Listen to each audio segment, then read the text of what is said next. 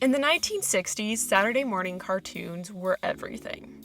They aired on the big three television networks ABC, CBS, and NBC. This was a prime time for animated TV shows. But in 1968, parent groups began protesting the lineup because the cartoons were, quote, too violent. It seems some of these biggest offenders were Hanna-Barbera cartoons. Hanna-Barbera Productions, better known as just Hanna-Barbera, was founded in 1957 by Tom and Jerry creators William Hanna and Joseph Barbera. The pair would go on to create the Huckleberry Hound Show, the Flintstones, the Yogi Bear Show, the Jetsons, and the Smurfs, among many, many other cartoon classics. So when parent organizations complained, CBS daytime programming executive Fred Silverman was looking for something new. This led to the creation of The Archie Show, a musical show based on the comics created by Bob Montana, in which the characters were in a band. Silverman was elated by the success of The Archie Show, and went to Hanna-Barbera asking for a show about a teenage rock group that solved mysteries between gigs.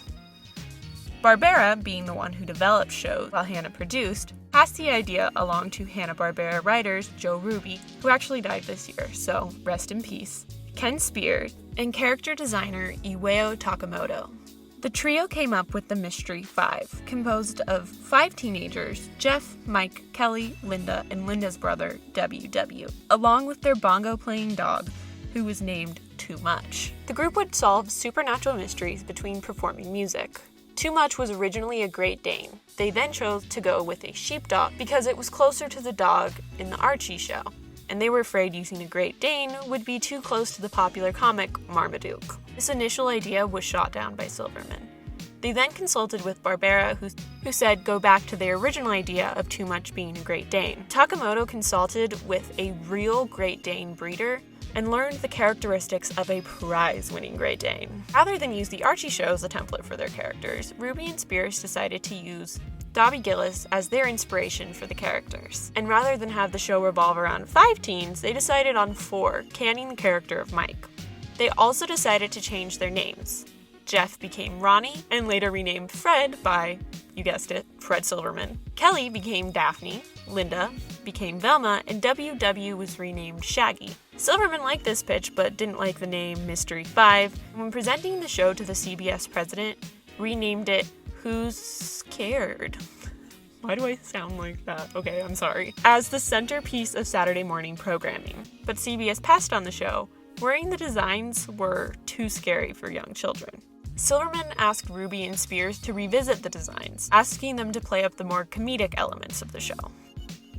And thank God they dropped the band plotline. Attention was shifted to the characters of Shaggy and the dog Too Much. Silverman was inspired by the scat at the end of Frank Sinatra's Strangers in the Night on a red-eye flight to a development meeting and decided to rename the dog Scooby Doo.